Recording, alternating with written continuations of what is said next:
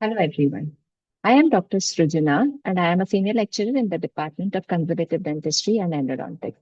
As a part of e-content, I am here to talk a little about photoactivated disinfection. These are my slides.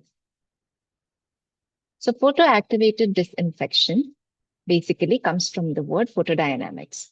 The application of dynamics of photons of light on biological molecules is what photodynamics actually means. Now, there are various synonyms like photoradiation and phototherapy. Use of PDT for the inactivation of microorganisms was first tested by Oscar Raab in the year 1900.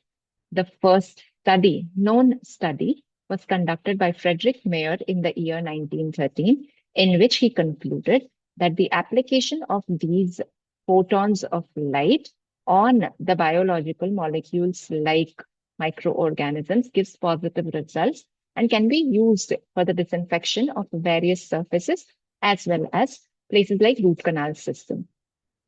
Now, photoactivated disinfection employs a non-toxic dye, which is a photosensitizer, and a low-intensity light in the presence of oxygen that combines to produce cytotoxic species like the oxygen species.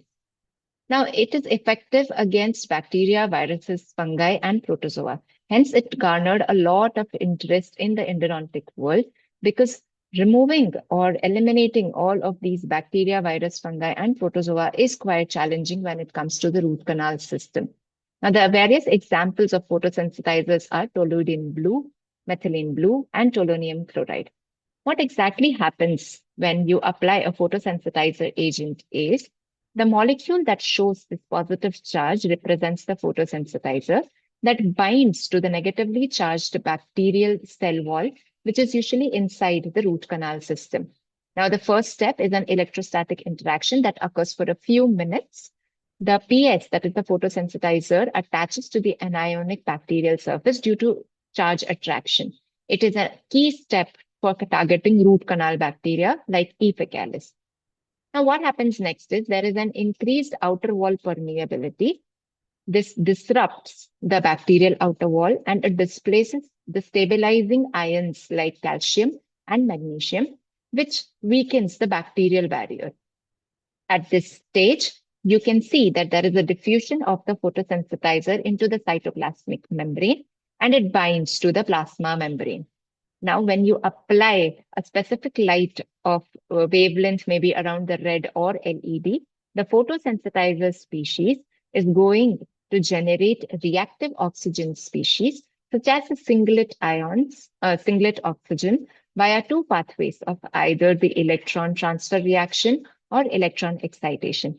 These reactive oxygen species cause four things. The first is the protein oxidation and cross-linking, enzyme inactivation, ion imbalance, and DNA damage. The outcome of this ultimately is that it leads to the cell death and inhibition of bacterial growth in all stages, effectively disinfecting the root canal system without harming dentine or surrounding tissues. Now, when it comes to the clinical applications of the same, the first thing is to prepare the canal to a size of maybe 36% or 34%. Then the canal is inoculated by the photosensitizer solution as shown in the picture, and it is kept the same way for 60 seconds. There is irradiation of each canal. And if it is a multi-rooted tooth with multiple canals, each canal should be irradiated using blue light for 30 seconds. And after that, a copious irrigation of either sodium hypochlorite or saline should be done. The final irrigation in these cases is always using the saline. And finally, the root can be rendered as bacteria free. I hope you all had a nice learning session here. Thank you.